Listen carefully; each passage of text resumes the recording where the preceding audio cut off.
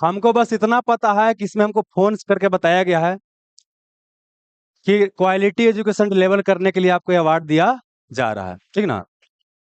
हाँ, चलिए। बहुत बहुत धन्यवाद। और साथ ही बोला कि अच्छा खासा बच्चा आपके साथ जुड़ रहा है ना? और अभी तो देखा जाए तो अभी पहले खोल लेते हैं तो फिर चर्चा कर लें कुछ, है ना? थोड़ा सा।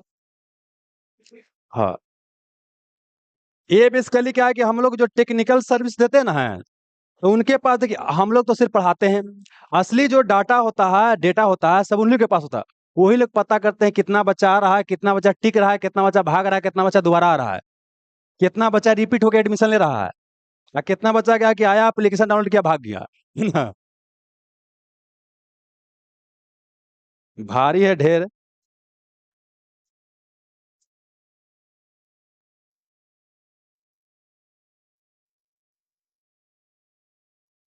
एकरा में माल उल ज्यादा ना है।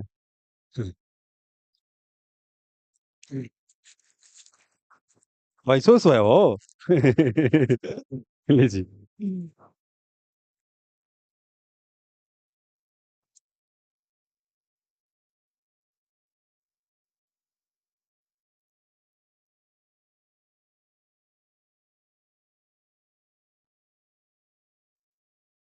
तो लग रहा है सिलेट जगत हो। लाइए तो।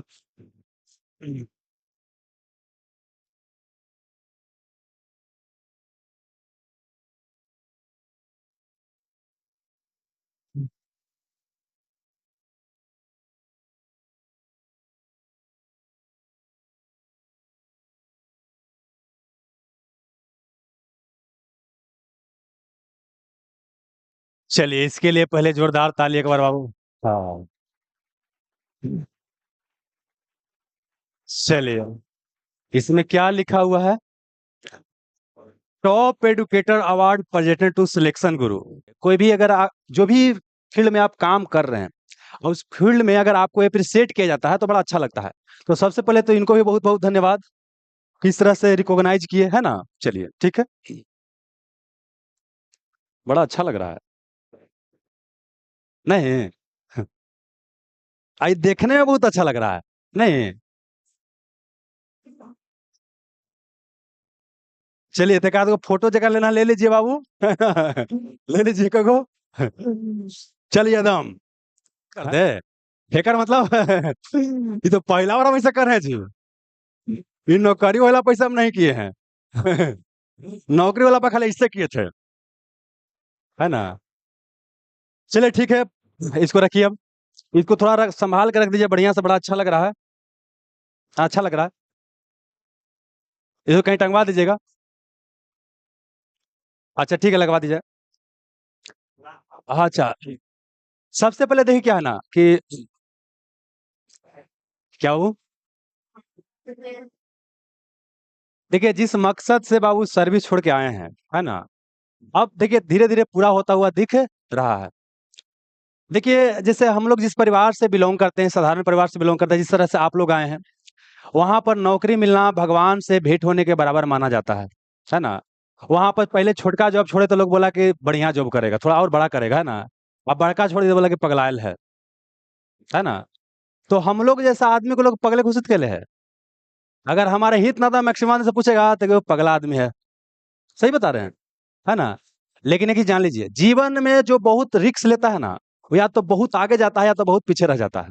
लेकिन जिसको अपने ऊपर विश्वास है ना, वो बहुत आगे जाता है। और एक और चीज बताते हैं, बिना रिस्क के बाबू कुछ दुनिया में नहीं है। आपको रिस्क लेना पड़ेगा। हम मानते हैं कि जीवन एक बार मिला है, घुट घुट के से जीने से अच्छा है कि जो आपको अच्छा लगता है ना वो कीजिए। मतलब जो भी अच्छा लगता है वो कीजिए। ऐसा नहीं कि बाबू खाली यही एक रास्ता है जीवन में आगे बढ़ने का। जीवन में आगे बढ़ने का कई सारा रास्ता है, उसमें से एक ही रास्ता है ना? तो हमको लगा कि नहीं, हमको कुछ और करना चाहिए जीवन के साथ, और कुछ किया जा सकता है। तो उस मकसद के साथ यहाँ पर आए हैं। हालांकि नया बच्चा तो अभी हमसे कम ही जुड़ रहे हैं।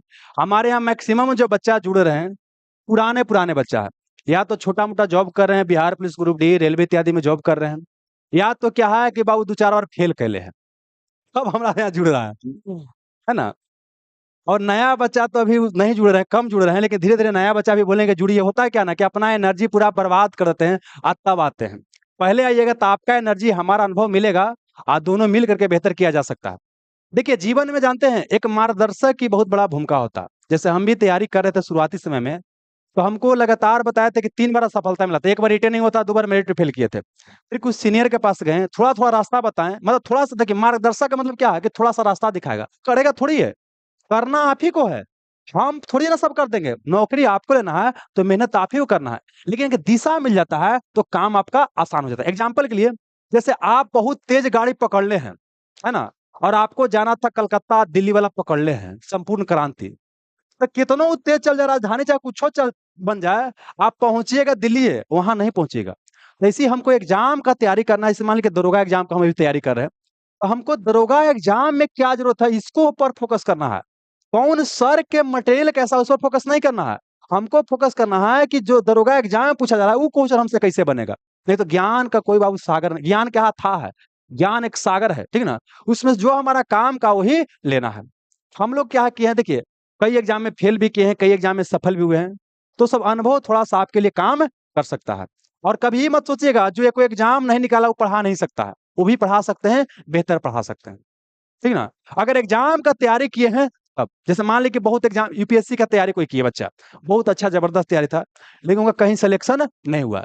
लेकिन चूँकि उस रास्ता से गुज़रे हैं, प्री दिए हैं, मेंस दिए हैं, इंटरव्यू दिए हैं, सिलेक्शन भले नहीं हुआ, लेकिन उनके पास अनुभव है। लेकिन जो उस फील्ड में कभी काम नहीं किया, एग्ज़ाम्पल के लिए हम नीट का कभी तैयारी नहीं किए हैं। अब हमसे नीट का तैयारी करवाओगे तो हम करवा पाएँगे? नहीं करवा पाएँगे। लेकिन जनरल कंपटीशन में क्या है कि हम छोटा से बड़ा सारा एग्ज़ाम लगभग दिए हैं, है ना? तो इसमें अच्छा से हम करवा सकते हैं। और देखिए इसीलिए क्या है ना कि और एग्ज़ाम के पहले ही हमको असली तैयारी यहाँ करना होता है। होता क्या है कि हम लोग एग्ज़ाम के समय तक इंतज़ार करते हैं। देखिए, अभी दरोगा का वैकेंसी नहीं ना आया है, आप देखिएगा। मैक्सिमम बच्चा ऐसे सुनते हैं ना कि 20 लाख फॉर्म भराएगा या 10 लाख फॉर्म भराएगा, उसमें से 8 लाख अभी सुतल है। वो भादो वाला बैंक जैसा जब फॉर्म आएगा तब निकलेगा। और उससे कभी एग्ज़ाम निकलेगा? कभी नहीं निकलेगा। हमको अभी से तैयारी करना है। और साथ ही ये भी चीज़ ध्यान रखिएगा, ऑब्जेक्टिव जितना ज़्यादा क्वेश्चन हमको बना बना सकते हैं, उतना बनाना है। क्योंकि पढ़ने के बाद लगेगा कि सब हम जानते हैं, लेकिन वही ऑब्जेक्टिव के फॉर्म में आएगा तो नहीं बनेगा। तो इसीलिए ऑब्जेक्टिव क्वेश्चन सॉल्व करना काफ़ी ज़्यादा आवश्यक है। और इसीलिए बताइए क्या है कि 15 जुलाई से क्या कर रहे हैं? शुरू कर रहे हैं, है ना? ये आप चाहे नया हो, चाहे पुराना हो, सब तरह के बच्चा इसमें जुड़ सकते हैं। 15 जुलाई से शाम के आपको चलेगा 5 बजे से, 5 बजे से, और आपको ढाई के घंटा के आस-पास 2 घंटा का हम डिस्कशन करेंगे। अब इसमें क्या करेंगे कि चूँकि हम लोग को लंबा समय एग्ज़ाम का अनुभव है, तो हम वैसे क्वेश्चन सेट करेंगे जो आपके एग्जाम के लिए उपयोगी हो सकता है। साथ ही यहाँ पर हम हर तरह का क्वेश्चन सेट करेंगे। आसान भी और बाबू कठिन भी, कंसेप्चुअल चेक करने के लिए भी कंसेप्ट क्लियर है कि नहीं है। मतलब हर तरह का क्वेश्चन मिलेगा। जो आप सोचते हैं कि भाई नॉर्मल एग्जाम देते हैं उस तरह से क्वेश्चन ऐसा नहीं रहेगा।